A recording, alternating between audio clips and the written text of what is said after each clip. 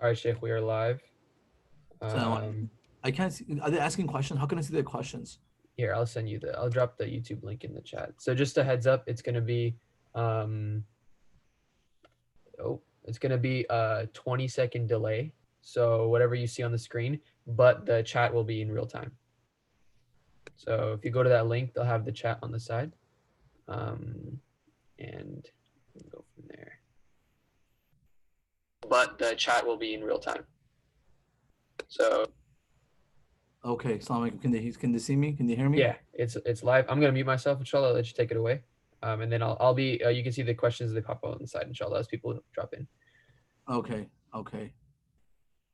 All right, guys. Assalamu alaikum, everyone in Mina. I hope you're all doing well, and thank you for tuning in for the Jummah. I really appreciate it, and I hope you guys are all doing well and you guys are all safe wherever you are, and inshallah everything will get better, and Allah Subhanahu wa Taala will reward us for these difficult times and forgive us for our mistakes, inshallah. If you guys have any questions, feel free to ask. I'll read them, or I can and then answer them verbally. Is there anything you guys want to share and tell me?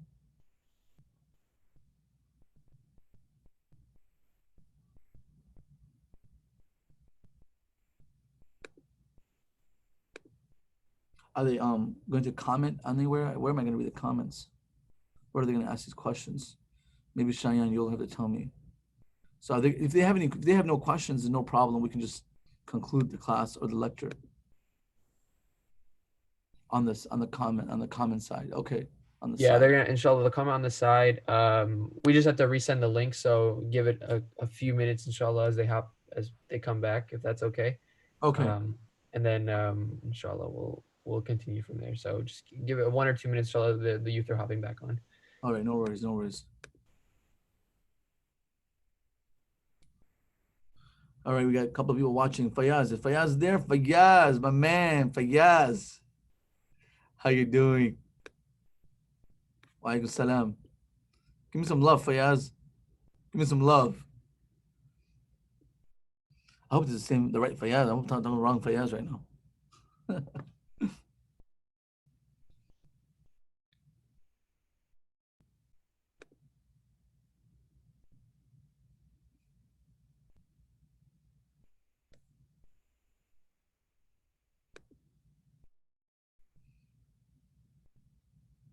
No worries. I understand.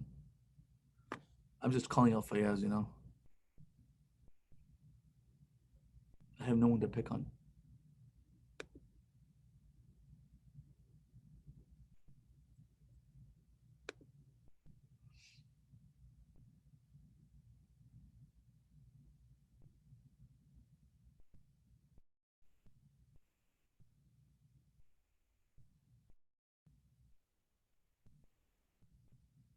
Oh, inshallah, we make dua that everything that you're asking for, Allah subhanahu wa ta'ala accepts, and you can have everything that Mina needs to make it successful and make it beneficial to the community. May Allah continue to bless you, what you're doing and the youth are doing for the community's unbelievable work. May Allah continue to bless and give a much more prosperity and honor to all of you, to who are serving the youth and who are involved in from the youth community of Mina. Jazakumullah khair.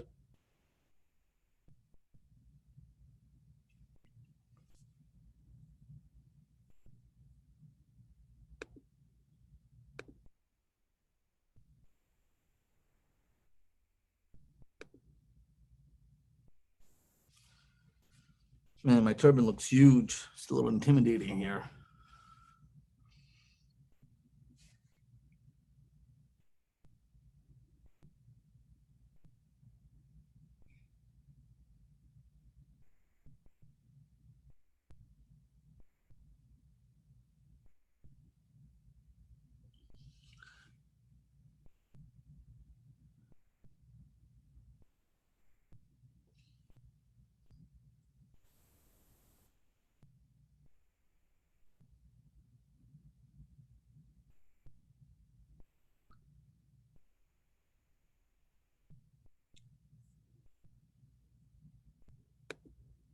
All right, we got a few more people here.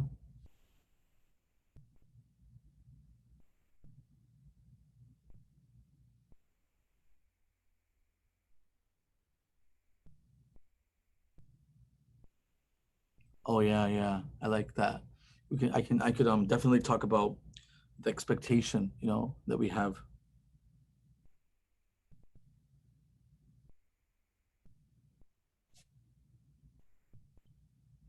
The expectation, when someone's coming in from the minors and they have these high expectations, um, when I was coming out of the minors, there's high expectations, but I wasn't, didn't live up to those expectations. You know what I'm saying? It was just like, this person is too righteous to play hockey. But you're right. There's these expectations, and we should know those. When someone knows their expectations, they can try to live up to them. You're right. That's another perspective of the khutbah that can be discussed. So if there's anyone that's on live with Minna, viewing us on YouTube, feel free to ask a question or make a comment. We can start some engagement here. We'll do this for 5, 10, 20 minutes or something, whatever little time we have.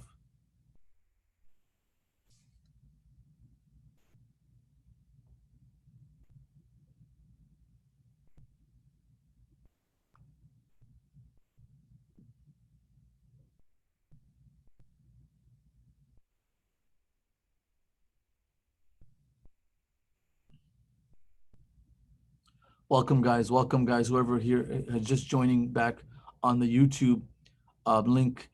We're just going to do a small Q&A. If you guys want to pitch in, ask questions, please feel free. The only person that's talking to me right now is Brother Fayaz. So, he's giving me some attention. And I'm totally lacking any form of communication right now. So please go ahead and talk to me. Please talk to me.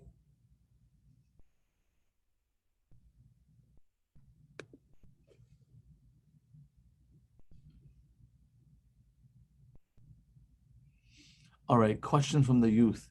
Why didn't I see this question in comment? Maybe you're getting this different place. Question is, how do we continue to stay spiritually grounded at home while we are quarantined with school and home duties? This question requires an entire session, half an hour to an hour lecture, but very good question. I just want to answer. I'm going to answer in a second. 1 second.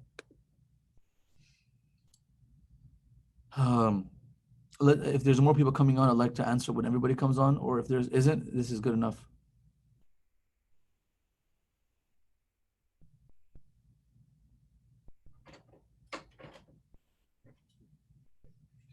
Yeah, I'm just doing some Q&A right now.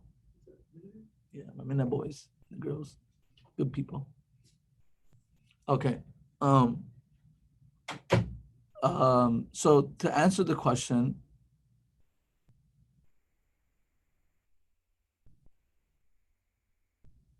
okay. So let me answer the first question, and then I'll answer the second question by Yusuf. I'll answer both questions. So how do we balance our spirituality while we are quarantined? That's a good question.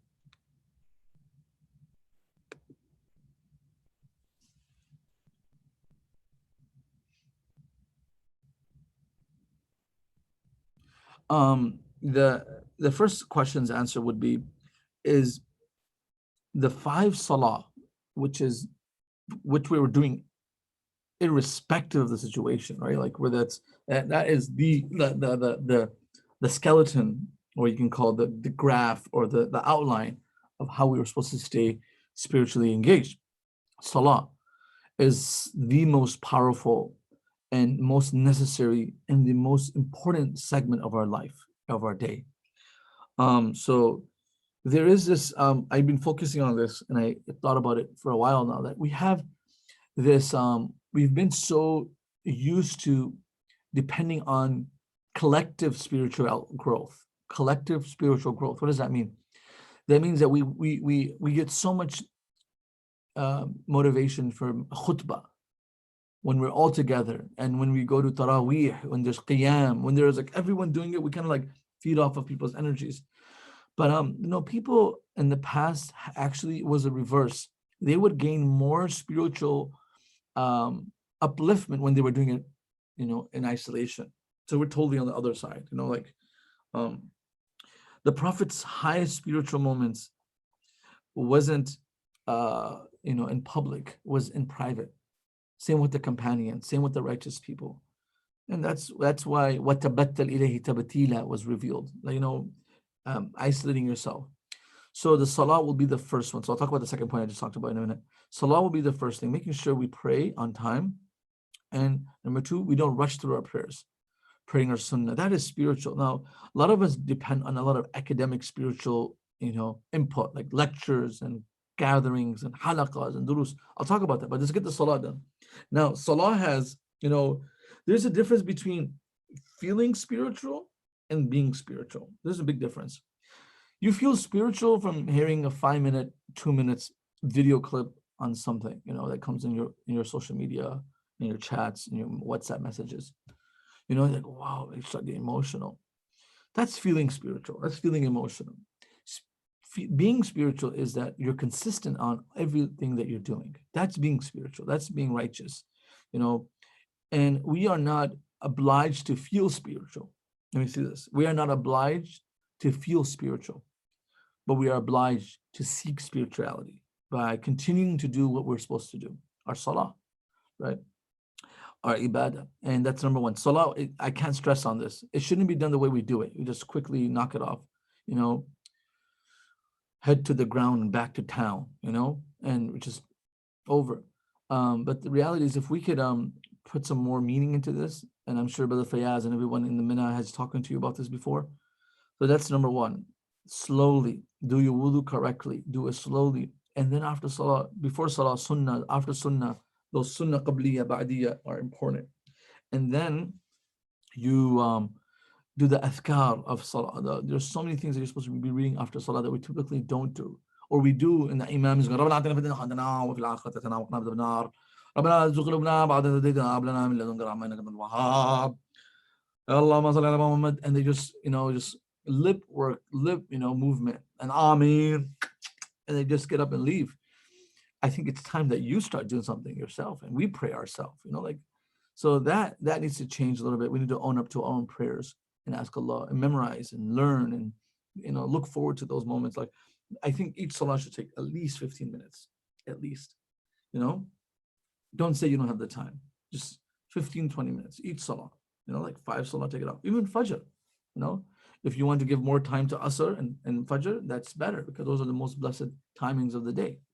Salah, number one. Number two is personal recitation of the Quran, listening to it or reading it. Good. It's all, spirituality all comes down to consistency. How consistent you are, so what Jummah does, if someone wasn't consistent, it gives them a boost to be consistent for the next week. Like, it pumps you, like, let's do it again. It makes them feel go. And, so that's what we need to do. Number two is that we stay consistent in our recitation of the Quran. There's nothing better and more spiritual and outside of Salah than the Quran. Even in Salah, there's Quran. So Quran is a huge element of that. So Quran recitation consistently. And number three is less time on social media. This thing burns your spirituality. Less time on TikTok, Instagram, all those things that burn us. And then number four is having a spiritual partner that you can talk to, read maybe a book, or talk about, watch a video together on Zoom or and discuss it. Have a discussion of da'wah. Like, we're doing it virtually. Nobody thought we could do this much virtually. We're doing it.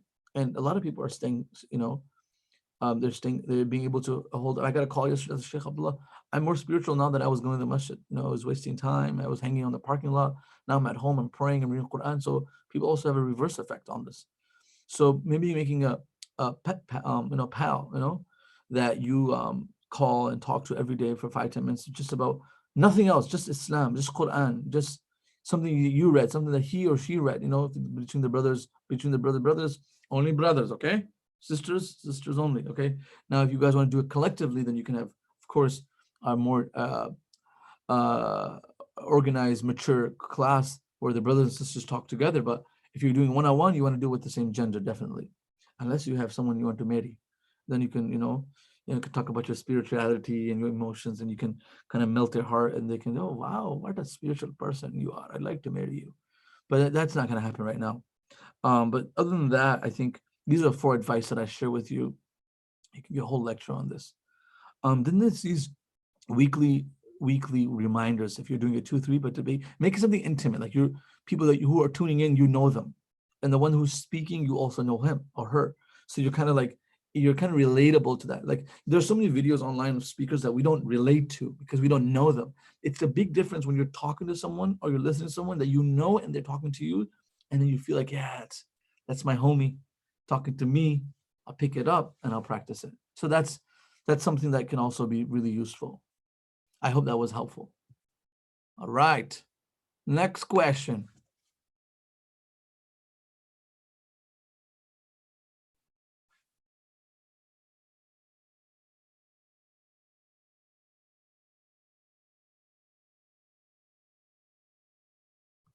So the next question was, I mentioned a few times about, I know,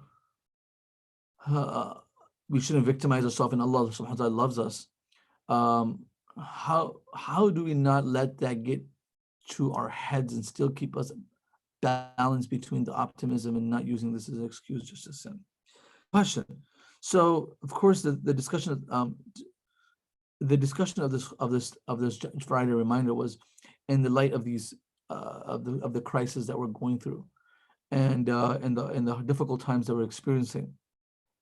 And of course, no one should ever take the kindness of Allah and take advantage of it, right? No one should take the kindness of their mother and take advantage of it.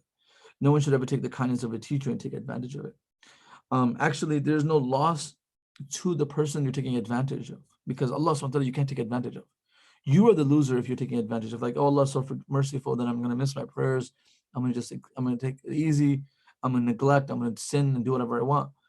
But what happens is that the sins have consequences that have effects on this world and the next world. We should be always aware of that. So we should never take it in that sense. Al-kaysu man dana nafsahu wa amila bima ba'da al-maut. A wise person who always is prepared for the next world and conscious of Allah. Wal-ajiz, a stupid person. A pinhead is a person who like, yeah, atba nafsa hawa, just fulfills his desires and God will forgive me. Wa tamanna ala Allah, that Allah would just, I just do whatever I want, Allah will forgive me. That the Prophet says he's a silly person. He's a goof. He has no idea what he's losing and what she's losing. So but what I wanted to say in the khutbah, and I tried to say, and I hope I got the message across, was that Allah subhanahu wa ta'ala truly loves us. And we should take advantage of that by doing more good, being grateful to him. And when someone truly loves you, you shouldn't hurt them, right? That's what we're taught in this world. Like, try not to hurt those who love you. And we also hurt people. The people that we hurt the most are the people who love us the most too. And that's very sad. We hurt our parents. We know they love us the most, so we take advantage of them. Our friends, we hurt them. But that's not supposed to be the case. And then we use the same ideology on Allah subhanahu wa ta'ala, like, Allah loves us, let me do whatever I want. But that's not fair. Someone that's granting you and blessing you and sharing his favors with you should not be treated in a way that we neglect their favors and we are unmindful of them. So that's how we should balance it. Allah subhanahu wa ta'ala usually, when he speaks about his rahmah, he also talks about his wrath and his justice, but he always overwhelms the discussion with his mercy. He says, "Adabi usibu bihi man asha." My punishment, it afflicts those who I want. وَرَحْمَتِي وَسِعَتْ كُلَّ شَيْءٍ. But my mercy is just far more general, far more vast, far more reaching than my punishment. Like, it's my punishment is specific. It's very customized. You know how we make customized gifts? Allah subhanahu wa ta'ala, when it comes to his mercy, it's all these gifts are customized. Give everyone everything. When it comes to punishment, he's very selective. He doesn't punish everyone. And when he does it to Muslims, he kind of wants to remind them. I hope I got the point across, inshallah. So I'm going to go through the questions. What are good ways to increase our ibadah in the month of Ramadan? I think, Brother Fayaz, we're going to have to do a whole segment on that before Ramadan. I'll do it with Mina if you have time. I know.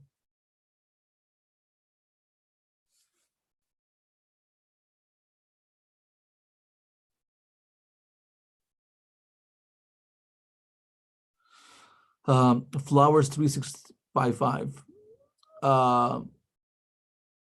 asking a question. I'm being honest. I got a little scared of the khutbah because I felt like we had this way of doing right by the Prophet ﷺ and the prophets before us. And I guess ashamed. I guess I feel ashamed of my past. Feeling ashamed is good. Like when someone does something wrong, we should feel ashamed. But never become victimized. I dropped the plate. I feel ashamed. Pick it up, right? Own up to the shame. Just take the shame game and the blame and just we can't shame ourselves for so long. Like, I missed the shot. Okay, that means I'm not gonna stop shooting. I'm still playing basketball. So it's right. We should feel ashamed. Like, in the sense that Allah gave us so much. He's favored us so much. He talked about us and values us so much. And that's where when my children or my students, or even when I was a student, when my teacher expected so much more from me and I didn't do it, the teacher was like, "Don't you feel ashamed, Abdullah? Don't you feel ashamed, Abdullah?" And I'd be like, "Yeah." And if someone that I really respected said that to me, I would cry, like, "Man, I'm sorry." And if someone I didn't really care about was a teacher that I really didn't care about their emotions, I'm like, yeah, I don't really feel ashamed, but I do. So, and the reality is that we feel ashamed because we love Allah subhanahu wa ta'ala. We feel like that's our respect that we have for Allah subhanahu wa ta'ala and the Prophet. That's a sign of our faith. So let's transform that into positive, a growth and positive reinforcement than just saying, "I feel ashamed, I'm not going to do it again." And okay, then we do it again and we don't change. So I think Allah subhanahu wa ta'ala in the khutbah again, in the message was, yeah, if you feel ashamed, we should own up to it and we should have goals throughout this situation and become better. Allah subhanahu wa ta'ala loves us, and that love should make us closer to Him. So Allah subhanahu wa ta'ala, there's always going to be the instrument and the medium of fear and love to attract people. Khawf and love are always going to be the instruments and the mediums to engage people. The government or parents, the mother uses the instrument, typically they use love, and the father uses his aggression personality or his angry personality. So we get scared. So there's this balance. Allah is adil. He has the ability to punish. But if you really look at the punishments in the Quran that are mentioned, they're mentioned to people who are horrible, like horrible people, killing people, people who are engaged in zina. But even these people, Allah subhanahu wa ta'ala says, "I'm ready to forgive these people," the people who do adultery and fornication. But when talking about they just did had tajawuz kar li, ek had hoti. There's a limit, man.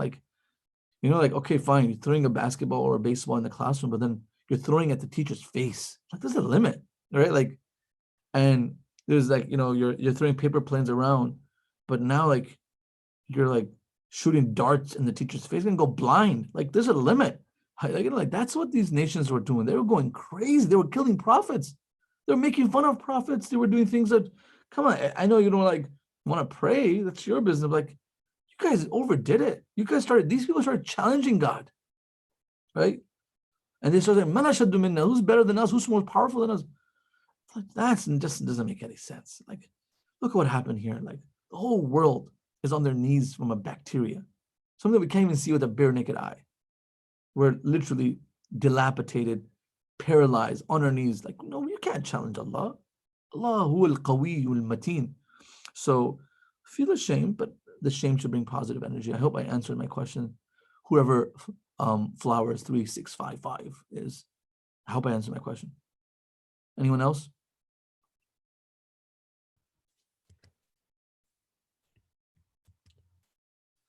If not, inshallah, we can wrap up there. Jazakallah, thank you so much, Sheikh, for your time.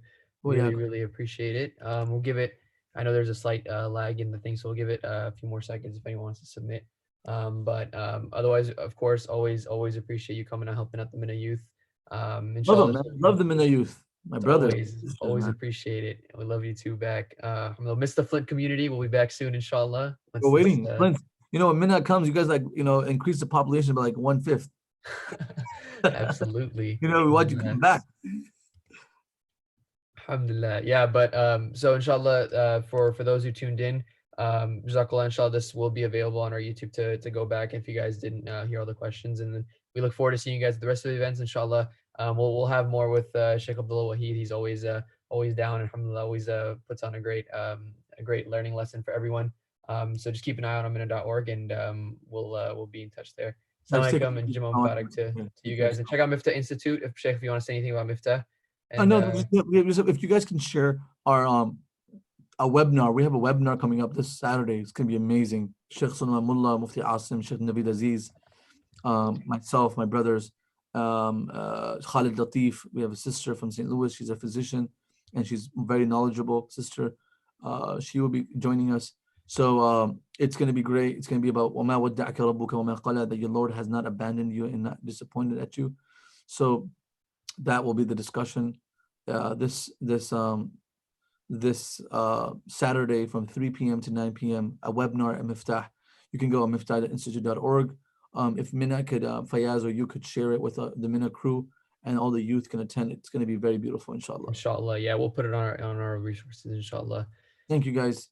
Of course, thank you. Jazakallah, everyone, and inshallah, we'll see you guys next time. Assalamu alaikum.